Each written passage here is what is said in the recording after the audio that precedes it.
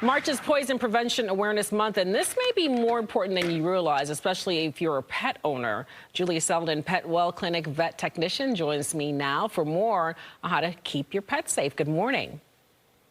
Thank you for having me. Now, I know there's so many things around our home that, we take for granted that might be dangerous to pets, but they really are. Tell us a little bit about what can get pets into trouble.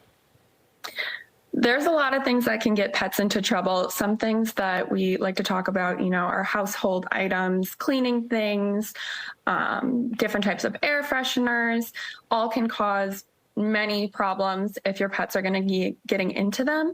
A big thing too is to worry about different types of food, as well as prescription medicines or any type of outdoor gardening products. What sort of food? Over-the-counter medications you want to make sure are in correct places that aren't where your pets are going to be getting to them. Same thing with your human prescription medications and household items.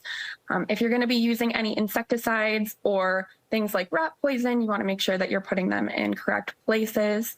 And any gardening products like fertilizer, anything along those lines, you want to make sure that you're not letting your pets get too close to them. You mentioned food, and I'm curious because, you think, oh, I'm going to just give them a little scrap and couldn't hurt. But there are certain foods that are very poisonous to animals. What are those foods? There's plenty of foods that can cause different things like gastrointestinal upset or damage to internal organs.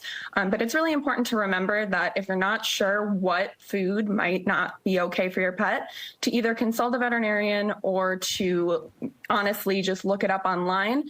Some of the big ones I would recommend to stay away from, of course, are chocolate. With this season changing, chocolate can actually cause some serious internal damage to our dog friends. Xylitol, which is sugar-free sweetener found in many sugar-free gums or any other candies or anything like that, can actually also cause internal damage. And things like macadamia nuts, grapes, raisins, garlic, onion, anything like that could, if ingested, could cause damage to our friends. Now, we know we have the tips. We don't mean to do it, but unfortunately, sometimes pets do get into some of these items. What should you do immediately if you see that your pet has gotten into one of these foods, one of these household items? Is there a step you could take immediately to try to mitigate any sort of severe illness? So the first thing that I would recommend doing is going ahead and calling the pet poison hotline. They are going to be able to have on-site veterinarians 24/7 that are able to consult with your primary care veterinarian regarding what exact steps you need to take. As far as going to an emergency room or a general practitioner, you can always give your veterinarian a call, but the first step to take would definitely be the pet poison hotline. So call the hotline, but just again, curiously from my end, is there anything you can physically do with your pet to help situation, or is it worse to try to get involved in that way? There's many things that people say that you can do, but the biggest thing would be get to a veterinarian as soon as you can. Some things like administering hydrogen peroxide or anything like that can cause internal damage.